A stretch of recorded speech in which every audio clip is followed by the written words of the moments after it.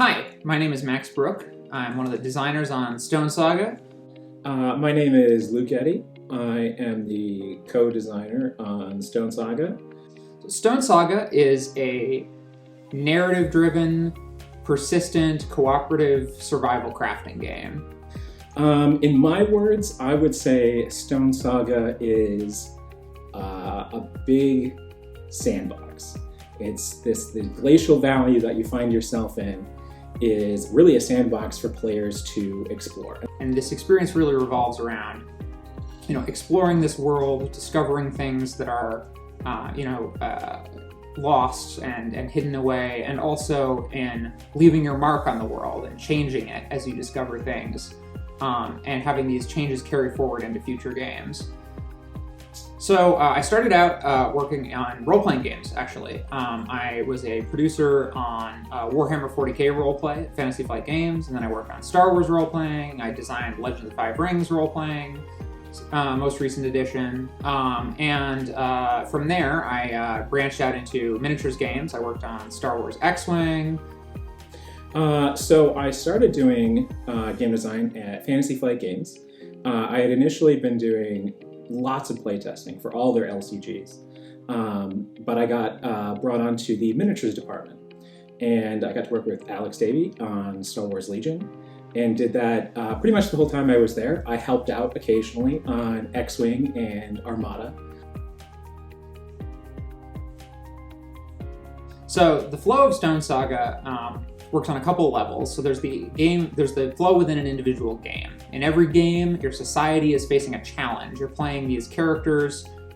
Each of you controls, one or more characters, and your characters are, sort of these individuals within the society who are going to be important to the particular momentous occasion you're dealing with. And the challenge might be arriving in this new location, this glacial valley that has recently opened up.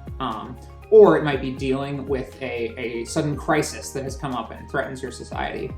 And so the game is broken into days and nights. During the day, you take your actions, you explore, you craft items, you harvest resources, you try to deal with the goals put forth by the challenge, and also persistent epoch goals that have come up. And then at night, the board bites back and you try to deal with, the various difficulties of living in a pre-modern, prehistoric society where, it gets very cold, there are resource shortages, you might have to deal with disease, and of course there's also these behemoths, these giant creatures who also come into this valley as it's opened up. I would say it's a sandbox game with that's just ripe for players sort of having their own story take place in that setting. The story of progressive games in a campaign, sort of what happens to their sort of group of people in this glacial valley, but also individual characters, what happened to this character over the course of the two games that you played with them. One of the things we really wanted to focus on with Stonesaga was making a cooperative game where everybody has stuff to do all the time. We didn't want a lot of downtime where you're doing nothing waiting for other players. If you play with 4 people, there's a lot of potential downtime. So we really tried to make it so that, one, players can kind of overlap their turns if they want to. As you get more advanced at the game, you'll learn how to sort of do that. And 2, there's stuff to do even when it's not your turn. So I think watching people discover stuff is going to be a lot of fun. And, that sort of emergent narrative of the game too. One group may figure out they get really good at fishing and, they craft these particular items.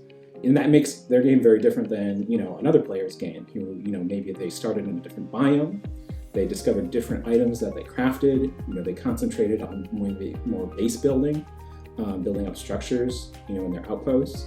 So people's games are going to be very different. So hearing about the experiences that different groups of people have playing Stonesaga is going to be really cool.